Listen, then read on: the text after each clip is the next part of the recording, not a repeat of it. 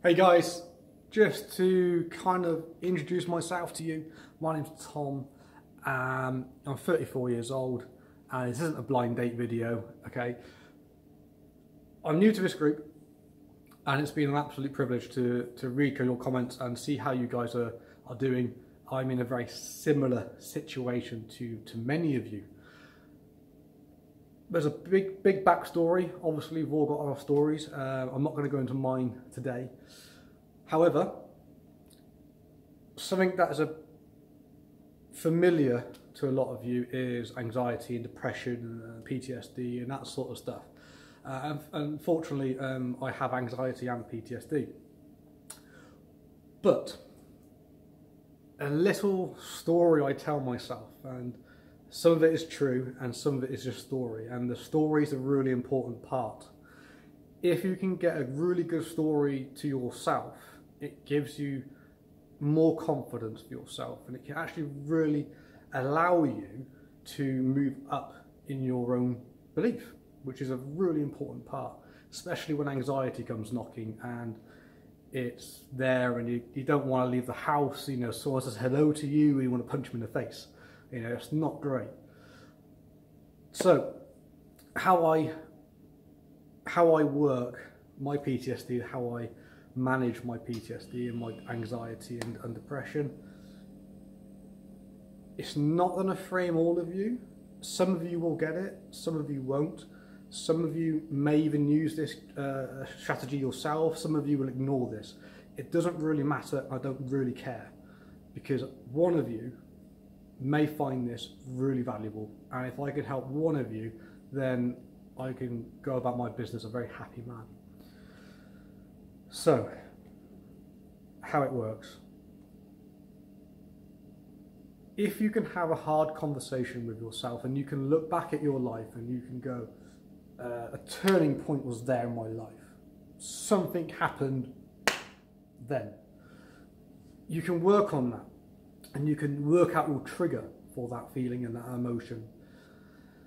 I do a lot of CBT stuff and I've looked into NLP, nothing professional, I've just done my own research and bits and pieces.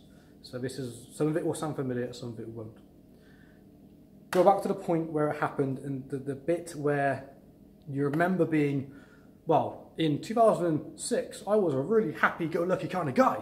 2007, it felt like I was smacked in the back of the head by a really dark train. And that train just kept coming, keeps coming, keeps coming, keeps coming. If you can trigger that, you can find that point. The point where you said, something changed. It could have been lifestyle, it could have been in yourself, you might have had a realization, you may have had a bad experience, like myself, you may have had a massive accident and had a life-changing accident, which took you away from yourself. So that's kind of how this works. You've got to go back in time in your brain and work out when and where and what and who and how. For me, mine happened in 2006. Some of you may know Bath and West Showground, Shepton Mallet.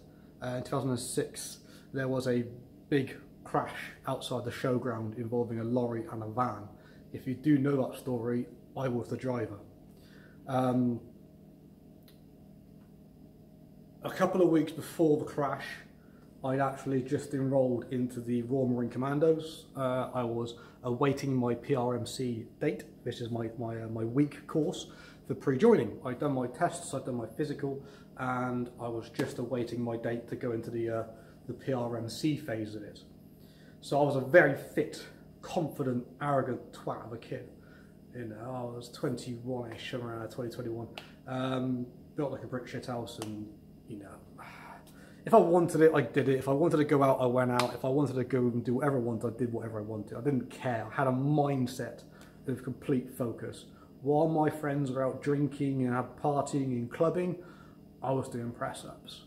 When they were out, you know, being social, having social gatherings, I was out running. I was that really weird kid who just had a pure focus. And there's a story behind that as well. But this is more important. When that crash happened, Not only did the lorry physically cause damage, and scars and internal damage as well. I've got knackered heart, a punctured lung, broken ribs, kidneys, spleen, liver, abdominal muscles, hip, shoulder, knee, damaged, bruised, inflamed. You know, but I was very fortunate not to die, because I was very, very close to dying. Not only did it have a massive physical impact on me, after about 12 to 13 weeks when I came out of hospital, my personality had gone. Everything about me had gone. My confidence, my physical strength, my humour, my power, my authority, my belief, everything that made me as a person back then, everything that made me me was gone, taken. So I put in some comments and bits and pieces. I went to Australia. I had all this money saved up for the Royal Marines, and I had about 7 grand saved up, and I thought, fuck it. Flew to Australia. Never been on a plane before. My very first flight on a plane, I'm flying to Australia. Got there, literally landed in Sydney International Airport, so early hours of the morning, checked into the hostel. Within 10 minutes, I was across the road, I was in a bar drinking. And that stayed then for around 4 months. I pretty much drank for 4 months. Never drank enough because I didn't want to wake up. I didn't want to be in the pain I was in. I didn't want the physical and the mental pain. I close my eyes, I can see a lorry, and I wake up in the morning and my shoulder ached and my hip ached and it hurt, and I was getting fat, and I was just mentally, I was crashing, and I crashed big time. I just, you know, I don't know how many of you guys have been down that road of alcohol. It doesn't matter what your situation is, alcohol has exactly the same effect on everybody. It's a nice feeling, and then you become reliant on that feeling, and then it becomes the worst feeling in the world, because you know you can no longer deal with that part of your brain. I did pretty much anything to earn money. If I couldn't afford a hostel, I slept on the streets. If I couldn't afford to sleep on the streets, I just find somewhere to kit bed down. I go to 24-hour bars and fall asleep in the corner and wait for the barman to throw me out. If I could sleep by a doorway with a warm heater coming on, I sleep, because believe it or not, cities are flipping freezing cold when you're not clothed for it and you're just out drunk and wake up sober in a freezing city. I was violent, I was abusive, I was threatening, I cried, I broke down, I told my story to anybody who would listen, and I begged for alcohol.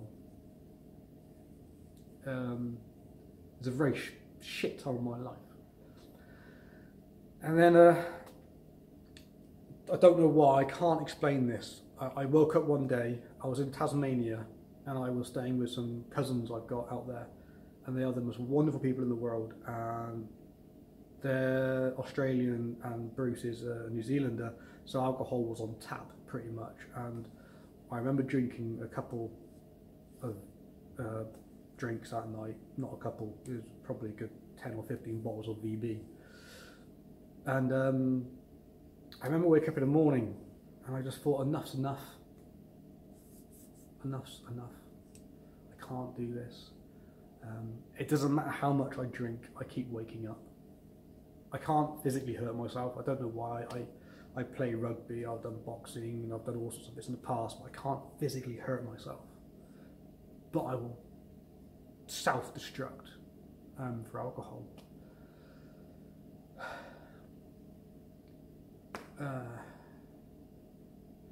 When I came back to England, excuse me. When I came back to England, I went to the pub. I had no money. I had 2 St. Patrick's Days, an alcoholic's dream. Had a St. Patrick's Day in Australia, flew back to England, had another St. Patrick's Day. I drank about 20 pints of Guinness. The amount of money I spent on booze, honestly, I bought a house. And then I got a job back in where I used to work. It's a very physical job, and I struggled doing anything. If any of you have done work for marquees and you've carried the old traditional canvas bags, or you work for Atwells or anything like that, those big canvas bags, I used to pick them up off the floor onto my knees and whack them on my shoulder. My foreman always used to say, I don't need a forklift, I've got Tom. And that was all gone. That Tom was gone. No more. And I'm a big Arnold Schwarzenegger fan, and I remember watching Terminator 2, and I've kind of thought, I could be the Terminator. I could be the Terminator, indestructible. You can't kill me. I will just keep going. So I started training a little bit. I started doing some activity. I started to tell myself a new story, and I had a mantra. I had a 3-word mantra, and this is a really powerful thing. If you get it right, my God, you will fly. And we all need one. Everybody, women, men, children, managing directors to homeless people. We need a mantra that makes us us. We need something to define us. My mantra, every night, all night, every morning, all morning, every day, all day, I would say it. I would say it and say it and say it and say it until it became autonomous. It constantly circles in my brain like a clock. It's just there, constantly circling around. I'm not going to tell you mine, because your mantra is your mantra. You can't take that from anybody. It's 3 words that describe you as a person. It's 3 words that make you go, yes, that's me. That is who I am. Those 3 words are the person I want to be, or the person I am. And they have to be powerful words. They've got to be words that will get you out your arse and onto doing something. They have to be believable. They have to be powerful. Over time, I started building my brain. I started building a fortress in my head. At first, it was a tent surrounded by a wall, surrounded by a moat. The only problem is I learned that anxiety, depression and PTSD, they can all swim and they can all climb walls. So my tent didn't last very long. I then sort of started building a house with a taller wall and a deeper moat. Depression, anxiety and PTSD, guess what? They can swim farther, they can climb higher, and they can destroy a house in 3 seconds. I built more, and I built more, until I had a fortress in my head. I had a castle. I had something greater in my mind than anything you could imagine. I built my brain back. I built me. Not the person who had the crash. Not the bloke in Australia who was an alcoholic. Not the fit crazed lunatic. Not the military person. Not anything like that. Military was a big part of my life, and it did a lot for me. And at a point where I was feeling physically better, so I was physically moving and I was up and about, I actually joined 6th Rifles Battalion in Bristol, Gloucester, where I'm from in Gloucester, and I was the physical training instructor for Gloucester and Bristol. And I did that to prove to myself I was getting better. And I proved to myself I wanted to get back in the Royal Marines. So I trained again for the Royal Marines. So much so, I was building my fitness up and I was building my mentality up, but I was still having very dark days, and I couldn't work out why. I couldn't focus on this energy, this raw power, this emotion which was crippling me, crippling my head, crippling my body. No matter how strong I became, no matter how fit I became, no matter how much weight I put on my back, no matter how far I ran, it crippled me, it stopped me dead. No matter how many players I ran through at rugby, no matter how many times I did a sparring round in a boxing ring, it crippled me and it stopped me. And I could not for the life of me work out why.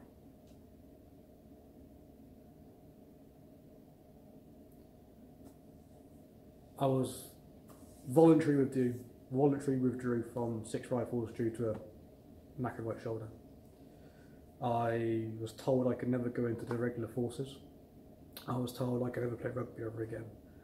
And the best I could do at boxing is bag and pad work. That's a bit of a shitter. So I started drinking again, I started getting back on the alcohol. By this time I met the most beautiful, amazing woman. You know, she's absolutely phenomenal, stunning body. And a sense of humour, and she was strong. Physically and mentally she was strong. At the time I felt weak.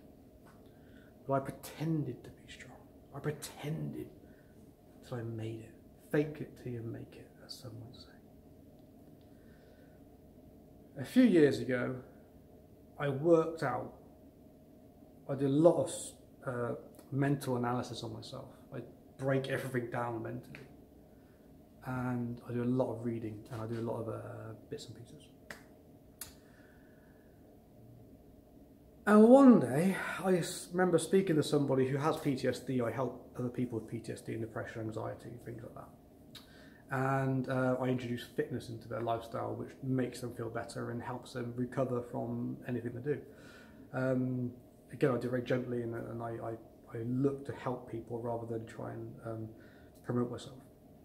So this is a story I tell them. And I'm sorry it's taken me 16 minutes to get here. If you're still with me, fantastic, keep going. I promise I'm not going to waste any more of your time. And if you've already switched off, then goodbye and cheerio and all the very best to you. I named my PTSD, my depression and my anxiety. I named it. I gave it a name. I gave it a face. I gave it features. I gave it an attitude. I gave it a personality. My PTSD, my anxiety and my depression is called the Hulk. Because, very simply, it turns me like that. I will be happy and jovial. Woo, yeah. I'll be the life and party of people, and I will be happy to see people. And then, bang, all changes. All changes.